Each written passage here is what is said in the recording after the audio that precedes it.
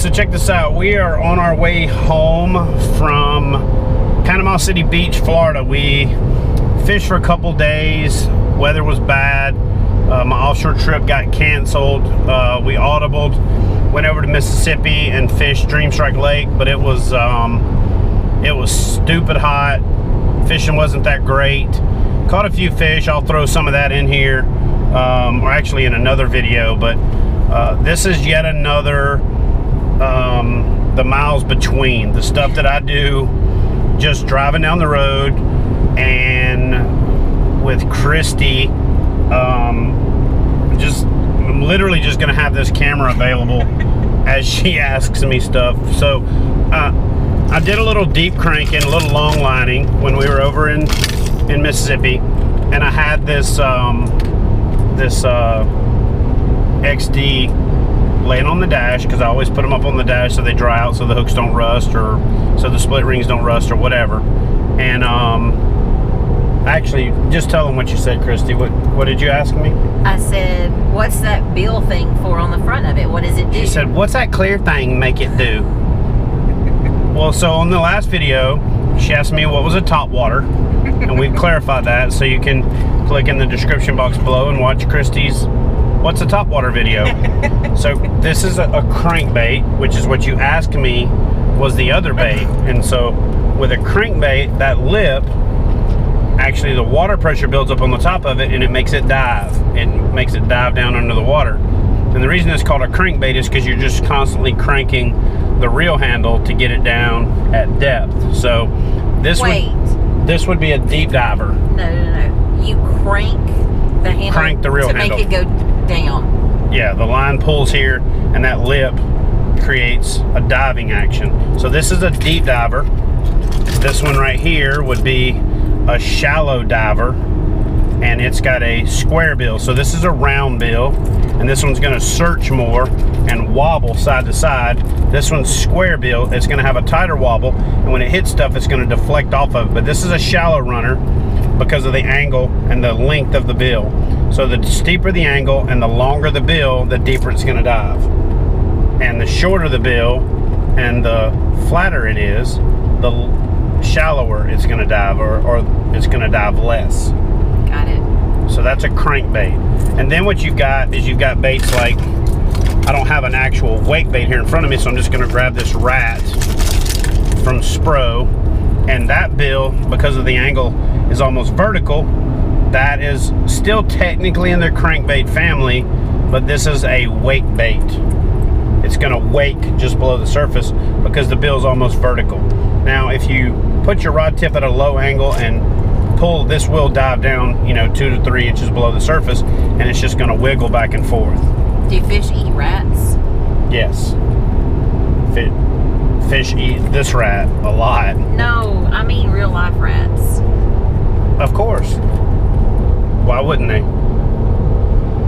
I've never seen a rat on the water. Well, see, in nature, there are no bridges for them to cross over. So like when farmers cut fields and there's these big combines coming and there's a river or there's immediate death, the rats shimmy across the surface of the water. Because of water tension? Because of what? Water tension? Why are you so mean What to is me? water? Hold on. What is water tension? No, like how, like those little bugs can crawl across the top of the water? Because they're light? Yeah, so like, are they swimming in the water? Yeah. Oh, okay. They're dog paddling like a dog. They walk on top of the water. But they're rats. You know how rats are in sewers in New York City? They swim in the sewer to get across the water. Huh. That's why they're called sewer rats. And if there was a bass in there, they would eat it. By and large, though, and I'm telling Kristie this, but at the same time, I'm telling a lot of folks at home, the bass doesn't necessarily think to itself, that's a rat. I sure do feel like a rat today. It's just something causing a disturbance across the surface. It's got a good profile. It's got a nice swimming action. And bass are very opportunistic feeders. I also don't think that, things in nature have like names for stuff, so they don't in their mind say, oh, that's a rat. I shouldn't eat that. They're dirty. It's a surface disturbance, and this this Spro BBZ rat. This is the 40. They make the bigger one and one a little smaller. This is the middle one. It makes a nice pulsing action because it pushes a wake ahead of it. It wobbles back and forth, so it creates a clicking noise, but it also pushes a lot of water when it's wiggling back and forth. Can they hear? They can hear. Yes, they can. They have an oleath that allows them to hear, but they don't necessarily hear or smell or see like we do.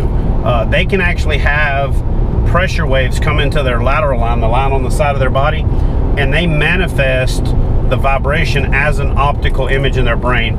If you've ever watched the movie Daredevil, you know how Daredevil can't see, but he can hear, and through the sound waves and things reflecting off of it, it paints a picture in his mind of what something looks like. You're not familiar?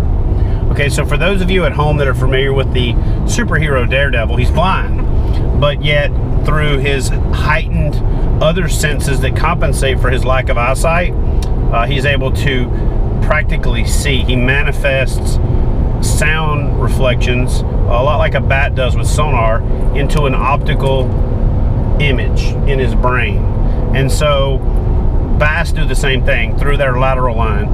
Bass smell through olfactory glands that basically they breathe the water across their sensory organ that allows them to smell, and so they filter the water and are able to sample it.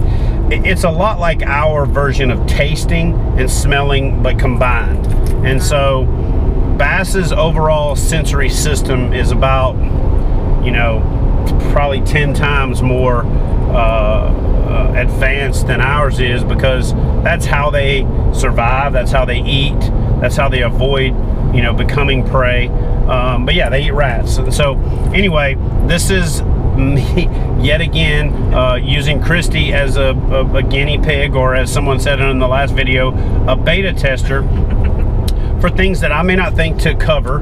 And as she has questions about fishing and life in general, and how things work, we're just going to turn the camera on, and as I'm explaining it to her, I'm going to hopefully explain it to somebody else out there that has that same question, but may not want to ask it, be afraid to ask it, would never thought to ask it, or maybe they have asked it and I just haven't listened because you're not as pretty as she is. So some people think that this is me making fun of Kristie, but it's not.